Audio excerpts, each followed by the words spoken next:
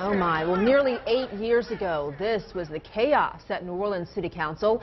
Anger from people after the council unanimously voted to demolish the 4 big public housing developments. City leaders, including then Mayor Ray Nagin, applauded that decision, saying it was necessary to improve life here after Hurricane Katrina. But 10 years later, as construction continues, many people who once called Lafitte, B.W. Cooper, St. Bernard, the Magnolia, and Iberville housing developments home say the better life they were promised isn't so wonderful. And many of them were never able to return. Those who did feel like they're being pushed out of their neighborhoods. Reporter Andy Cunningham spent some time talking with people and the people trying to help them remain here in New Orleans. His story is new at 5.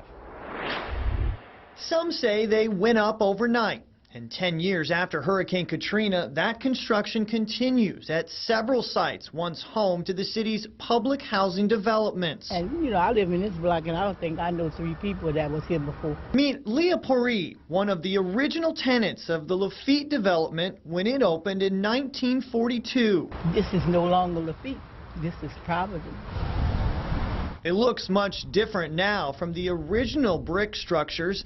Some have dared to call the redevelopment of Lafitte the center of the Tremaize revival. For Paris, who returned 3 years ago, it's lost that community feel. I don't think we're going to ever really get back, basically for black folks.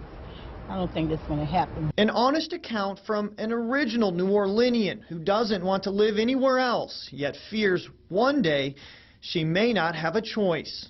Well, we know that New Orleans is facing an affordability crisis.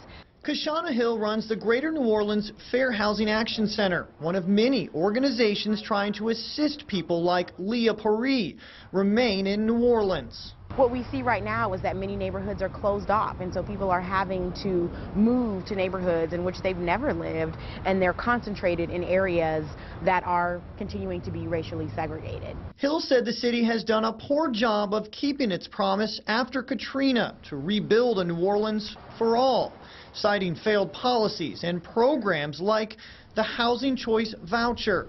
And so it's really important that these conversations are happening and that we all work together to ensure that people who have lived in New Orleans for a long time can keep living here.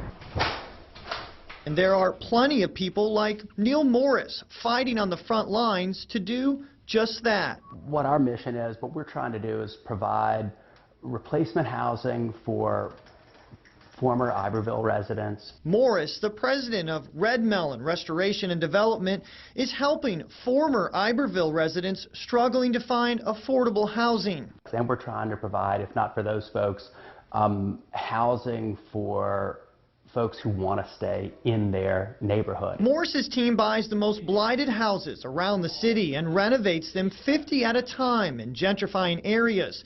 And with the help of nonprofits, rents them to lower-income residents. People come to New Orleans in these neighborhoods for the same thing, but what we don't want to see happen is it tip in the other direction and folks who want to stay can no longer be there anymore.